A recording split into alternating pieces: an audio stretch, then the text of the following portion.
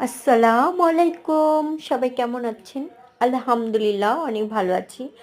এখন কাঁচামরিচ অনেক সস্তা। তাই আজকে বানাবো আমি কাঁচামরিচের আচার। আসলে এই আচারটা মানে খিচুড়ির সাথে উম খেতে অনেক ভালো লাগে। বাট গরম, গরম ভাতের সাথেও খেতে অনেক ভালো লাগে। এই আচারটা অনেক আমার পছন্দের একটা আচার। তো আজকে আমি কাঁচামরিচ আর সাথে হলো পাঁচফোড়নটা আগে পাউডার করা ছিল।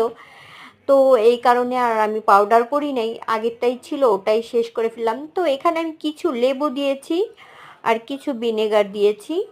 লেবু আমি 2টা লেবু দিয়েছি, আমার এখানে 2 কেজি কাঁচামরিচ, তো আমি 2টা লেবু ইউজ করছি। এখানে একটু টক টক যেন ভাব থাকে সেজন্য, আর ভিনেগারও আমি দিব। তো ভিনেগারটা হইছে, আমি ওটা যখন আমি একটুখানি তেলটা গরম করেছি, কাঁচামরিচের সাথে সাথেই আমি সব কিছু আগেই দিয়ে দিছি, ওটা আমি দেখাইতে পারি নাই। আর এই তো আমার বয়মটা সর্ষের তেল দিয়ে আমি কিছুটা, কিন্তু আমার আচারটায় কিছুটা তেল কম হয়ে গেছে। ওখানে আমি চিন্তা করেছি আমি আরও 1 কেজি তেল এনে এটা গরম করে এখানে কিছু রসুন আর কিছু তেল আরও আমাকে অ্যাড করতে হবে।